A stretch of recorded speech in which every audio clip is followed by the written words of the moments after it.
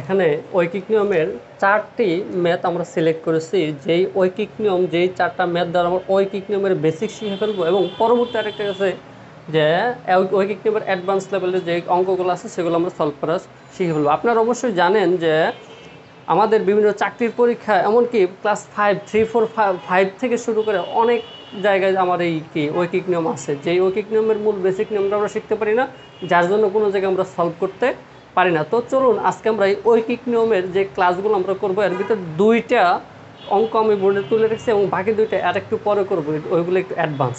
আচ্ছা, প্রথমত ঐকিক নিয়ম মানে কি, আমাদের ইউনিটারি মেথডটা কিভাবে করতে হয় সেই জেনুইন নিয়মটা আমরা শিখবো, তাহলে আশা করি বাকি সবগুলো আমরা পারবো। হ্যাঁ, তো প্রথমত ঐকিক নিয়মের যে আমি একবারে ক্লাস 5 থেকে ছোট একটা অঙ্ক আমরা তুলে ধরেছি, যেটা হলো যে 4টি কলমের মূল্য 80 টাকা। কয়টি? 4টি কলমের মূল্য 80 টাকা হলে 10টি কলমের মূল্য কত? এটা আমরা সিম্পলি সবাই জানি, কারণ 4টা কলমের মূল্য 80 টাকা হলে একটা কলমের 20 টাকা, তাহলে 10টা কলমের মূল্য 100 টাকা, এটা আমরা জানি। কিন্তু আমরা এইটা দ্বারাই মূলত আমরা যে ঐকিক নিয়মের যে ভিত্তিটা সেটা আমরা শিখবো, বাকি আস্তে আস্তে আমরা অ্যাডভান্স লেভেলে যাব। এখন প্রথমত হচ্ছে 4টি কলমের মূল্য 80 টাকা। কয়টি? আমার এই জায়গায় ঐকিক নিয়মে 2টা জিনিস আমরা অবশ্যই মাথায় রাখবো। কয়টা জিনিস? 2টা। আমার কি কি আছে, যেমন এই জায়গায় একটা জিনিস, 4টি কলম মানে কি কলমের সংখ্যা আছে, আরেক জায়গায় কত আছে? 80 টাকা। মানে 4টা কলমের মূল্য 80 টাকা, এক জায়গায় কলমের সংখ্যা, আরেক জায়গায় টাকা। আর আমরা বের করতে বলছি কি 10টি কলমের মূল্য কত, মানে কি এই জায়গায় কলমের সংখ্যা আছে 10টি, কলমের সংখ্যা আছে, আর মূল্য কি টাকাটা আমার কি করতে হবে? বের করতে হবে। আবারও বলতেছি, সবসময় ঐকিক নিয়ম করতে গেলে আমরা 2টা জিনিস খেয়াল রাখবো বা দেখবো। একটা হলো কি কি চাইছে আর কি বের করতে বলছে, কি দেওয়া আছে আর কি বের করতে বলছে। যেমন 4টা কলমের মূল্য 80 টাকা দেওয়া আছে, তাহলে 10টি কলমের মূল্য কত, মানে কি কলমের সংখ্যা দেওয়া আছে, আমার কী করতে হবে? মূল্যটা বের করতে হবে, মানে কি টাকাটা বের করতে হবে। তাহলে এটা সাজানোর সময়, ঐকিক নিয়মের অঙ্কটা সাজানোর সময় যেটা আমার প্রশ্নে চাইবো সেটা কি করবো? আমরা একটু পরে সাজাবো। কি করব? পরে রাখবো। যেমন 4টি কলমের মূল্য 80 টাকা, মানে টাকাটা পরে। যদি আমার বলতো সংখ্যা, তাহলে বলতাম 80 টাকা হলো 4টি কলমের মূল্য, 80 টাকা হলো 4টি কলমের মূল্য, তাহলে সংখ্যাটা বের হয়ে যায়, তাহলে ওইটা এভাবে সাজানো যাবে। হ্যাঁ, এখন তাহলে এই অঙ্কটা যদি আমরা সাজাই যে 10টি কলমের মূল্য কত, মানে কি টাকাটা আমরা পরে রাখবো। দেখুন এই যে সংখ্যায় জায়গায় টাকা, তাহলে টাকাটা কোথায় চাইছে, তাহলে টাকাটা আমরা পরে রাখবো। যেমন এখানে দেওয়া আছে, এখানে এটা যদি সলভ করি, সবাই বসে খাতা নিয়ে বসবেন। 4টি কলমের মূল্য কত টাকা? 80 টাকা। কত টাকা? 80 টাকা। সুতরাং একটি, প্রথম যতটাই থাক আমরা প্রথম একটি কলমের মূল্য বের করবো। কয়টি? 4টি কলমের মূল্য 80 টাকা, তাহলে একটি কলমের মূল্য। এখন কথা হচ্ছে এটার ভিতরে একটু বুঝতে হবে, 4টা কলমের মূল্য যদি 80 টাকা হয়, আবার বলছি 4টা কলমের মূল্য যদি 80 টাকা হয়, একটা কলমের মূল্য অবশ্যই এর থেকে বেশি হবে না, কি হবে? কম হবে। 4টি কলমের মূল্য 80 টাকা হলেও একটা কলমের মূল্য অবশ্যই 80 টাকা থেকে কম হবে। আর যেহেতু কম হবে, তাহলে আমরা কি ডিভাইড বা ভাগ করব। কি করব? 80 ভাগ কত? 4 টাকা। মানে কি 4টা কলমের মূল্য 80 টাকা হলে একটা কলমের মূল্য তো আর 80 টাকা হবে না, বা এর থেকে বেশি হবে না, আরও কমবে, যার জন্য কী করবো আমরা? ভাগ। এখন কথা হয়েছে 4টা কলমের মূল্য 80 টাকা, কিন্তু আমার বের করতে বলছে কয়টা কলমের মূল্য? 10টি। সুতরাং এখন আমি কী করবো? যে 10টি কলমের মূল্য কত আছে? 80/40। এখন কথা হয়েছে এই জায়গায় মূল্য আছে একটা কলমের মূল্য 80/40 টাকা। এখন একটা কলমের পরিবর্তে যদি 10টা কলম দিই, তাহলে এটা অবশ্যই দামটা বেশি হবে, কারণ এই জায়গায় একটা কলমের মূল্য এত টাকা, তাহলে 10টা কলমের মূল্য অবশ্যই একটার থেকে বেশি হবে। আর বেশি যদি হয় তাহলে সেটা কী করবো? গুণ। তাহলে এটা যদি গুণ করি তাহলে কত হয়? 10। তাহলে এখন এটাকে যদি আমরা একটু হিসাব করি, 4 80-র ভিতরে কমে যায় 20 বার, 20 10-এ 200 টাকা। এটা খুব সিম্পলি আমরা পারবো। হ্যাঁ, এই ম্যাথটা খুব সিম্পলি আমরা পারবো, যে একবারে খুব ইজি। আমরা অবশ্যই মাথায় 2টা জিনিস খেয়াল রাখবো, কি চাইছে, কি বের করতে বলছে। যেটা চাইছে সেটা আমরা পরের সাজায় রাখবো, তাহলে হয়ে যাবে। যেমন এই জায়গায় আরেকটা ম্যাথ দেওয়া আছে যে 8 জন শ্রমিকের একটি জমি চাষ করতে 7 দিন লাগে। আবার বলতেছি 8 জন শ্রমিক, মানে কি শ্রমিকের সংখ্যা, দিন লাগে কয়দিন? 7 দিন। 8 জন শ্রমিকের জমি চাষ করতে কয়দিন লাগে? 7 দিন লাগে। 14 জন শ্রমিকের ওই জমি চাষ করতে কত দিন লাগবে? আবার বললেন না যে স্যার এইটা তো আগে করে ফেলছে, ওই জমি তো চাষ করে ফেলছে, তাহলে আবার কি চাষ করবে, এরকম কিন্তু বললেন না আবার। হ্যাঁ, এখন কি করব, 8 জন শ্রমিকের লাগে 7 দিন, তাহলে 14 জন শ্রমিকের লাগবে কত দিন? এটা হলো এটা একটা ম্যাথ। হ্যাঁ, এখন এটাতে জন সংখ্যা আছে আর কাছে দিন, এই জায়গায় জন আছে আর কি চাইছে, দিন। যেহেতু দিনটা আমার চাইছে, তাহলে দিনটা এমনভাবে সাজাবো যেন সেটা কোথায় থাকে, পরে থাকে। তাহলে এই জায়গায় তো সাজানো আছে 8 জন শ্রমিকের, তাহলে এইভাবে সাজানো হয়েছে, দিন তো পরে আছে, তাহলে কি করব, 8 জন শ্রমিকের একটি জমি চাষ করতে লাগে, একটি জমি চাষ করতে লাগে কতদিন? 7 দিন। কতদিন? 7 দিন। এখন কথা হয়েছে যেহেতু 14 জন বের করছে, তাহলে 8 জন শ্রমিকের যদি 14 দিন লাগে, আবার বলতেছি 8 জন শ্রমিকের যদি 7 দিন লাগে, তাহলে অবশ্যই একজন শ্রমিকের একটি জমি চাষ করতে লাগে। এখন কথা হয়েছে 8 জনের যদি 7 দিন লাগে, 8 জন শ্রমিক বা কামলা যেটাকে বলি, 8 জনের লোকে যদি 7 দিন কাজ করে, কিন্তু তাহলে একজনে যদি সেই কাজটা করতে হয়, অবশ্যই সময়টা সেটা অনেক বেশি লাগবে। আবার বলতেছি যে 8 জনের লাগে 7 দিন, তাহলে একজনের অবশ্যই কি সময়টা বেশি লাগবে, মানে কি আরও অনেক বেশি লাগবে। সেক্ষেত্রে তাহলে কি করতে হবে, সেটা 8 জনের যদি 7 দিন লাগে, তাহলে একজনের আরও বেশি লাগবে, তাহলে কি করবো, আমরা গুণ করব। 7 গুণ কত আছে? 8। আবার বলতেছি এই জায়গায় যেমন ছিল 4টি কলম হলো 80 টাকা, তাহলে একটার দাম অবশ্যই কম, তার জন্য কি করছি, ভাগ।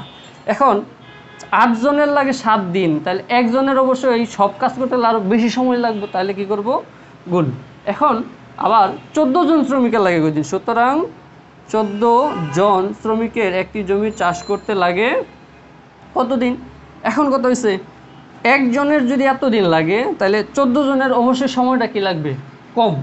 আবার বলতেছি একজন শ্রমিকের যদি এত দিন লাগে, তাহলে 14 জন শ্রমিকের অবশ্যই সময়টা কি লাগবে, কম। যেহেতু কম লাগবে, তাহলে কি করব, ভাগ।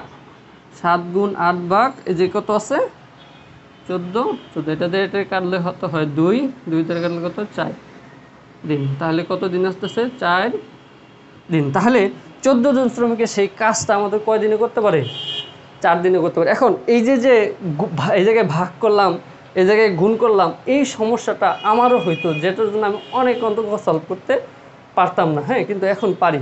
সো এভাবে মাথায় রাখবেন। এখন পরবর্তীতে অবশ্যই এই এই যদিও ছোটো ছোটো, যেমন দেখেন এটা কিন্তু দেখে মনে হচ্ছে 8 জন শ্রমিকের যদি 7 দিন লাগে, 14 জন শ্রমিকের অবশ্যই একটু কম লাগবে বা কিছু একটা। হ্যাঁ, এটা কিন্তু মোট কত দিন লাগছে আমার, 4 দিন। এখন সেম এরকম নিয়মেরই আরও যদি আমরা দুইটা দিই, সবাই এক কাজ করেন, এইটা অবশ্যই খাতায় তুলে রাখেন। হ্যাঁ, খাতায় তুললে আমাদের উপকার হবে। এখন পরবর্তীতে আমি আরও দুইটা ম্যাথ দিতেছি, যে সেম একই রকম বাট এর থেকে একটু অ্যাডভান্স, যেগুলা বিভিন্ন চাকরির পরীক্ষায় অনেকবার এসে থাকে। এখন একটি ছাত্রাবাসে 15 জন ছাত্রের 32 দিনের খাবার আছে।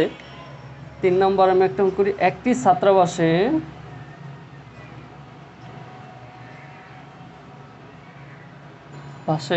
একটি ছাত্রাবাসে 15 জন শ্রমিকের 15 জন ছাত্রের 32 দিনের খাবার আছে। 15 জন ছাত্রাবাসে 15 জন ছাত্রের 32 দিনের খাবার আছে।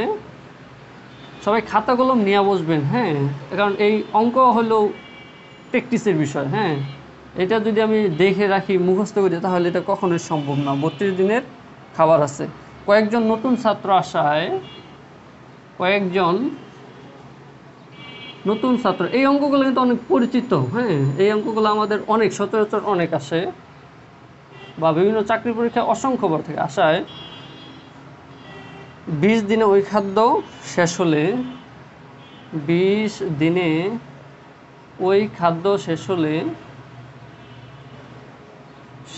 হলে নতুন ছাত্রের সংখ্যা কত? কি নতুন ছাত্রের সংখ্যা কত? ছাত্রের সংখ্যা কত? দেখেন এই প্রশ্নটা অনেক চাকরির পরীক্ষায় আসছে, যার জন্য অনেক বেশি গুরুত্বপূর্ণ। বেছে আমি এমন একটা ম্যাথ সিলেক্ট করেছি। হ্যাঁ, এখন এই জায়গায় আছে কি, একটি ছাত্রাবাস তো বুঝি, হোস্টেল যেটাকে বলি, ছাত্রাবাসে 15 জন ছাত্রের 32 দিনের খাবার আছে। আবার বলতেছি এই জায়গায় দুইটা জিনিস, একটা হলো সংখ্যা যে 15 জন ছাত্রের কত দিন, এই জায়গায় আছে 32 দিন। কয়েকজন নতুন ছাত্র আসায় মানে কি কিছু নতুন ছাত্র ঢুকছে, মানে কি 15 জনে 32 দিন খাইতে পারতো, কিন্তু কিছু নতুন ছাত্র ঢুকে গেছে, ঢুকে কী করছে ওই খাবারটা 32 দিন না খায় সেটা 20 দিনে শেষ হয়ে গেছে। আবার বলতেছি 15 জন ছাত্রের 32 দিনের খাবার চলতো, কিন্তু কিছু নতুন ছাত্র আসছে, আসার পর কী হয়েছে 15 জনের কিছু বেশি আসার এই যে 32 দিনে এই 15 জনে খাইতো এই খাবারটা 20 দিনে শেষ করে ফেলছে, কারণ নতুন ছাত্র আসছে, যদিও খাবার একটু বেশি খায়। তাহলে ওই জায়গায় নতুন ছাত্রের সংখ্যা কত বা আসছে, কয়জন আসছে। হ্যাঁ, এটা আমার কী করতে হবে দেখেন, এই জায়গায় আমার জন দিন, এই জায়গায় সংখ্যা, আর এই জায়গায় দিন, এই জায়গায় দিন আছে, তাহলে আমার কী বের করতে বলছে, সংখ্যা। কী বের করতে বলছে, সংখ্যা। তাহলে এই জায়গায় 15 জন ছাত্রের 32 দিন, এইভাবে এটার যদি আমরা ঘোরায় লিখি, কারণ আমার কী বের করতে হবে, সংখ্যা বের করতে হবে, মানে কি ছাত্রের সংখ্যা বের করতে হবে, মানে এটা বের করতে হবে। তাহলে কী করে 32 দিন খাবার আছে 15 জনের, আবার বলতেছি 32 দিন খাবার আছে 15 জনের, মানে কি এটা একটু সাজায় লিখলাম, কারণ আমার ছাত্রের সংখ্যাটা আমার বের করতে হবে। এই সংখ্যাটা আমি কী করবো, পরে সাজাবো। তাহলে কি 32 দিনের খাবার আছে 15 জন ছাত্রের, তাহলে এটা আমরা যদি সাজায় লিখি যে 32 দিনের খাবার আছে 15 জন ছাত্রের। এখন সেই খাবারটা যদি 32 দিনের খাবারটা যদি একদিনে খায়, কয় দিনে খায়, একদিন। 32 দিনের খাবার আছে 15 জন ছাত্রের, তাহলে সেই খাবারটা যদি একদিনে খাইতে চায়, তাহলে সেই ছাত্রের সংখ্যাটা কি কম লাগবে না বেশি লাগবো? অবশ্যই অনেক বেশি লাগবে। 32 দিনের খাবার খাবো 15 জনে, ওই খাবারটা যদি একদিনে যদি খাইতে চায়, তাহলে এটা অবশ্যই অনেক সংখ্যা বেশি লাগবে। তাহলে এটা কী করবো, গুণ 15 গুণ 32 জন ছাত্রী। এখন কথা হয়েছে কিন্তু ওই খাবার তো একদিনে শেষ করে নয়, খাবার শেষ করছে কত দিনে, 20 দিন ওই খাদ্য শেষ হবে, মানে কি কয় দিনে খাবে সেটা, 20 দিন। তাহলে লিখবো এখন, সুতরাং 20 দিনের খাবার আসে বা চলে কতজন। এখন দেখেন এক দিনের খাবার যদি এতজনে খায়, তাহলে 20 দিন খাইতে গেলে অবশ্যই সেটা কি সংখ্যাটা কমে আসবে। তাহলে কি কমে আসলে কী করে দেবো, 15 × 32 জন ছাত্রে ডিভাইড বাই এই 20টা কী করবো, ভাগ। এখন যদি আমরা কাটাকাটি করি তাহলে কি আসে, এই জায়গায় আসে 16, 10, এটা 5 2 গুণে 10, 3 5 15। এখন এটা দ্বারা 2 দ্বারা 16 কাটলে 8 3 দ্বারা 24, কতজন ছাত্রের, 24 জন ছাত্রের। এখন কথা হয়েছে প্রশ্ন কিন্তু বলে নাই যে 24 জন ছাত্র, বলছে কি যে ওই খাবার শেষ হলে নতুন ছাত্রের সংখ্যা, মানে নতুন ছাত্র কয়জন, মানে কি 15 জনে যে খাবারটা খাইতো এখন 32 দিনে, আর কি 15 জনে যে খাবারটা খাইতো 32 দিনে, এখন কি করছে 24 জন ছাত্রের খাবারটা খেলছে কয় দিনে, 20 দিনে। তার মানে আগে ছিল ছাত্র 15 জন, এখন হয়ে গেছে কতজন, 24 জন। তাহলে নতুন ছাত্রের সংখ্যা কয়জন বাড়ছে, সুতরাং নতুন ছাত্রের সংখ্যা এখন 24 জন, মোট হয়েছে 24 জন থেকে আগের ছিল 15 জন, যদি বিয়োগ করে দেই তাহলে কতজন আসে, 9 জন। তার মানে নতুন ছাত্রের সংখ্যা আমার কয়জন, অনলি 9 জন, মানে কি সেই জায়গায় নতুন ছাত্র আসছে কয়জন, 9 জন। এখন আরও একটা ম্যাথ, এর থেকে এটা মোটামুটি বুঝতে পারছি। হ্যাঁ, এর থেকে আরেকটু আপডেট, আরেকটা যদি আমরা ম্যাথ দিই, 4 নম্বর যে প্রশ্নটা আমরা একটু স্পেস করে আর কি লিখে প্রশ্নটা তুলে নিচ্ছি, কারণ আমাদের ভিডিওটা এমনিতে বড় হয়ে যাইতেছে। 4 নম্বর, একটি শিবিরে 720 জন সৈন্যের 20 দিনের খাবার আছে, মানে 720 জন সৈন্যে 20 দিন সেই খাবারটা খেতে পারবে। 10 দিন পর, মানে কি 10 দিন পর্যন্ত তারা খাইছে, 10 দিন পর কিছু নতুন সৈন্য আসার কারণে অবশিষ্ট খাদ্যটাতে 8 দিন চলে। এখন কথা হচ্ছে যে 720 জন সৈন্য 20 দিন খাইতে পারতো, তারা কি করছে 10 দিন খাইছে, খাওয়ার পরে আরও 10 দিন তাদের চলার কথা ছিল, কিন্তু কিছু নতুন সৈন্য আসছে, আইসা সেই 10 দিন আর খাইতে পারে না, কারণ নতুন সৈন্য বাড়ছে, তার একটু মোটা সোটা খাইতে পারে বেশি, যার মধ্যে 8 দিনে খাই ফেলছে। তাহলে কতজন সৈন্য এসেছিল, নতুন এসেছিল, সেটা আমার বের করতে হবে। এখন এটার ভিতরে আমার আগে দেখতে হবে যে কি চাইছে, এই জায়গায় সংখ্যা আছে আর এই জায়গায় দিন আছে। আমার চাইছে কি দিন দেওয়া আছে, কিন্তু কি নতুন সৈন্য এসেছিল, মানে কি সংখ্যাটা কী করছে চাইছে সংখ্যাটা। তাইলে আমার 720 জন 10 দিন, মানে কি এখন আমার কি করতে হবে, যেহেতু জনটা বের করতে হবে, তাহলে জনটা কি করতে হবে পরে, মানে কি 20 দিন আগে সাজাবো আর 720টা পরে সাজাবো। এখন কথা হচ্ছে যেহেতু 20 দিনের খাবার ছিল 10 দিন খাই বলছে, তাহলে দিন বাকি আছে কয় দিন?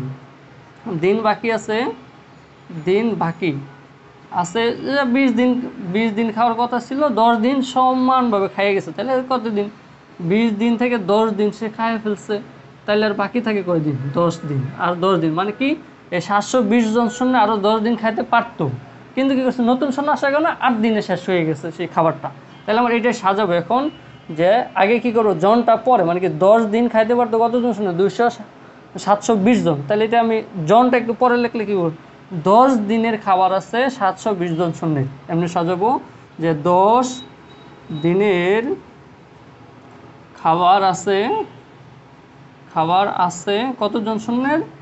720 জন সৈন্যের। এখন কথা হয়েছে, সেই যদি এই 20 দিনের খাবারটা কেউ একদিনে খাইতে চায়, তাহলে অবশ্যই সেই সংখ্যাটা 20 দিন, এই 10 দিনের খাবার যদি একদিনে খাবার যায়, তাহলে সংখ্যাটা অবশ্যই অনেক বেশি লাগবে। তাহলে সেটা কী করবো আমরা, গুণ এতজন সৈন্য। কিন্তু আমার কি করছে, সেই খাবারটা খাইছে কয় দিনে? মূলত একদিনে না খাই, সে খাইছে কয় দিনে?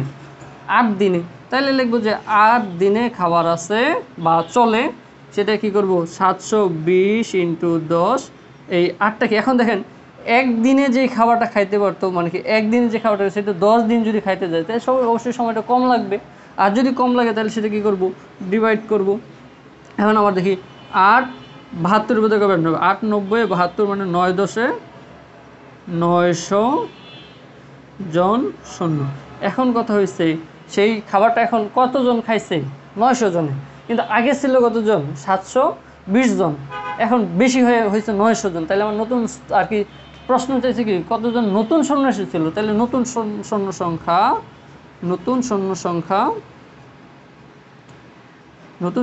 কত? 900 থেকে আমার আগের পূর্বে ছিল কত? 720 জন। তাহলে আমার যদি ভাগ করে বাদ দিয়ে তাহলে কত হয়? 180 জন মেবি, এটাই অ্যান্সার। ঠিক আছে, এই হচ্ছে মূলত কি আমাদের ঐকিক নিয়মের যে কাজগুলো, সেটা মূলত এইভাবে করতে হয়।